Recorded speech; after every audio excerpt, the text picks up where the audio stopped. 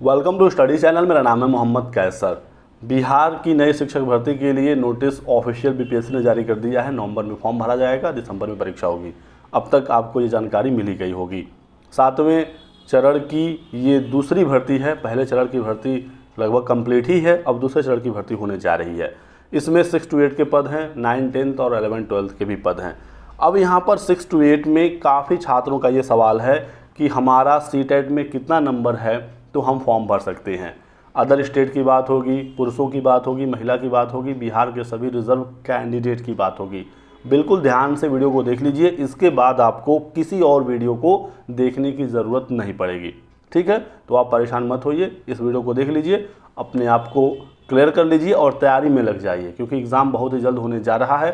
तैयारी में समय ज़्यादा मिलेगा नहीं आपको, तो इधर उधर आप ज़्यादा मत भटकिए। ठीक है, बीपीएससी ने दोस्तों एक नोटिस जारी की थी जब 7वें चरण की ही जब पहले वाली भर्ती हुई है, पहला जो फेज़ कंप्लीट हुआ है उस संबंध में। इसमें बताया गया था कि बीटेट 2017 में जो प्रावधान था, जो रिलैक्सेशन था, वही हम सीटेट में भी देंगे। बीटेट में भी 2 पेपर होते हैं, पेपर 1 पेपर 2, पेपर 1 1 to 5 के लिए, पेपर 2 6 to 8 के लिए। ठीक है, तो बीटेट में स्पेशल बिहार सरकार ने छात्रों को रिलैक्सेशन दिया हुआ है। वैसे तो नॉर्मली सीबीएसई जो सीटेट एग्ज़ाम कराता है तो 90 नंबर पाना होता है सामान्य वर्ग के छात्रों के लिए, और जो रिजर्व कैंडिडेट होते हैं ओबीसी, एससी, एसटी और फिजिकली हैंडीकैप, उनको 82 नंबर लाना होता है।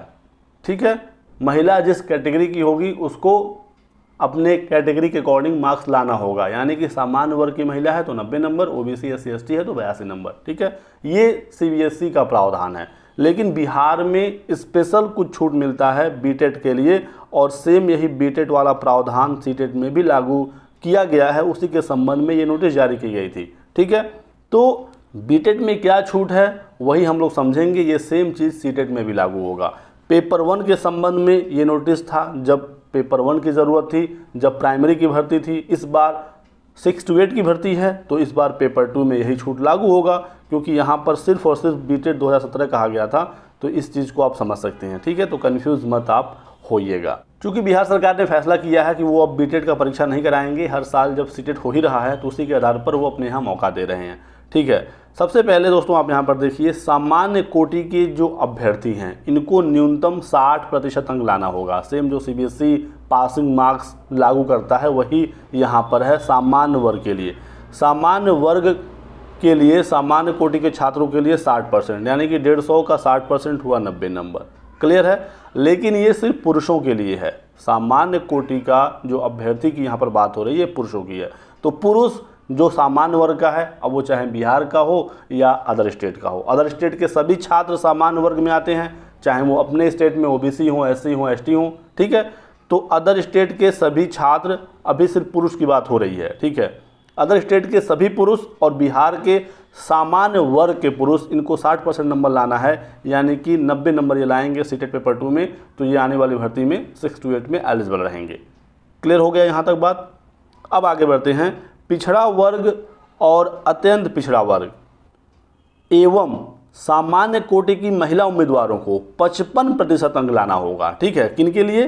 पिछड़ा वर्ग, अत्यंत पिछड़ा वर्ग और सामान्य कोटि की जो महिला अभ्यर्थी है। ठीक है, तो सामान्य कोटि की महिला अभ्यर्थी को 55% यानी कि 82 नंबर लाना है। ठीक है, अभी अदर स्टेट का भी मैं क्लियर कर रहा हूँ, परेशान मत होइए। ठीक है, सामान्य वर्ग की महिला को 82 नंबर लाना है, 90 नंबर नहीं लाना है बिहार की शिक्षक भर्ती में। ठीक है, साथ ही साथ पिछड़ा वर्ग और अत्यंत पिछड़ा वर्ग, बिहार में ये 2 कैटेगरी में होता है। ठीक है, पिछड़ा वर्ग बीसी, अत्यंत पिछड़ा वर्ग ईबीसी, एक्सट्रीमली बैकवर्ड क्लास।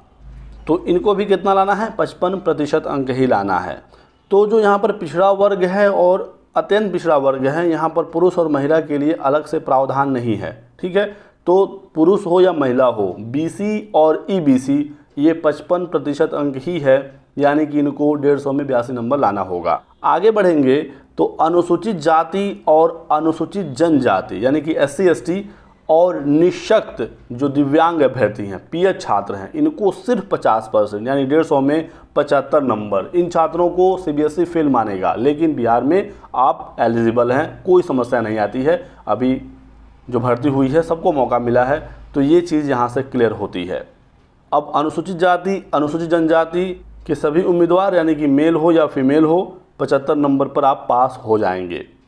पुरुष महिला के लिए सिर्फ एक जगह पर स्पेशल कंडीशन है और वो सिर्फ सामान्य कोटि की महिला के लिए अलग से बताया गया है। इसके अलावा कहीं पर भी महिला के लिए अलग से नहीं बताया गया है। तो जहाँ पर अलग से नहीं है तो वो सेम ही माना जाएगा, पुरुष और महिला दोनों का। समझ में आ गई बात? कहने का मतलब है कि सामान्य वर्ग का यदि आप पुरुष छात्र हैं तो 90 नंबर चाहिए।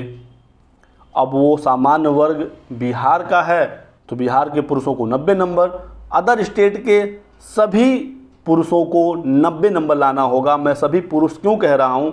क्योंकि महिलाएं भी सामान्य ही होंगी। अदर स्टेट की जो सभी महिलाएं हैं वो सामान्य ही होंगी, लेकिन बिहार में जो सामान्य कोटि की महिला है उसको 90 नंबर नहीं लाना होता है, उसको 55% यानी 82 नंबर ही लाना होता है।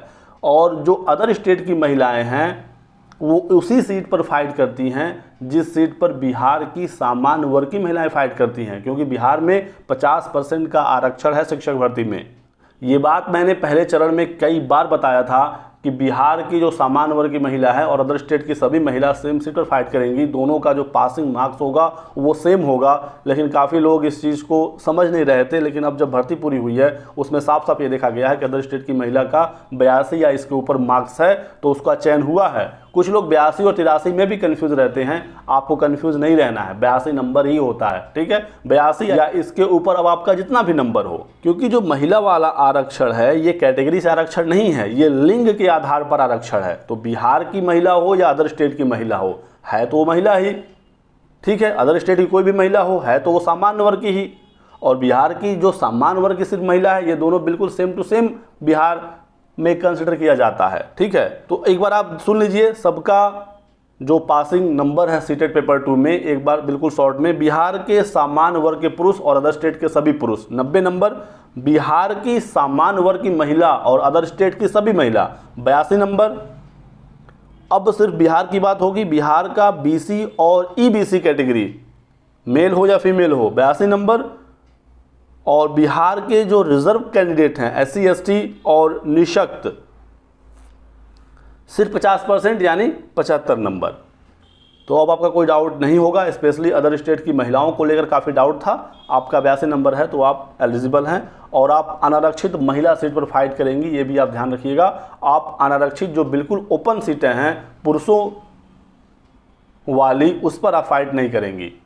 और यदि आपका मार्क्स आ जाता है पुरुषों वाली सीट से ज़्यादा, उस मेरिट को आप क्रॉस करती हैं, तो आप ओवरलैप करके अनारक्षित ओपन सीट पर चले जाएंगी जहां पर पुरुष फाइट करते हैं। क्योंकि पुरुषों के लिए कोई भी सीट आरक्षित नहीं है, महिला के लिए 50% का आरक्षण है और बाकी जो बची सीटें हैं वो सबके लिए है। उस मेरिट को, उस कट ऑफ को जो पार करेगा वो वहाँ पर आ जाएगा। ईडब्ल्यूएस के बारे में कोई भी जानकारी नहीं दी गई है, तो ईडब्ल्यूएस को कोई भी अलग से छूट नहीं है। ईडब्ल्यूएस वाले अभ्यर्थी सामान्य वर्ग का जो पासिंग मार्क्स है उसी के आधार पर वो पास होंगे, यानी कि ईडब्ल्यूएस का मेल है तो उसको 90 नंबर लाना होगा, ईडब्ल्यूएस की फीमेल है तो उसको 82 नंबर लाना होगा। बाकी अदर स्टेट का ईडब्ल्यूएस का कोई मतलब है नहीं बिहार में, वो तो सामान्य ही है, ठीक है। तो सारी चीज़ें क्लियर हो गई। वीडियो पसंद आया तो लाइक और शेयर करिएगा, चैनल को सब्सक्राइब कर लें और हमारे साथ बने रहें। Thanks for watching.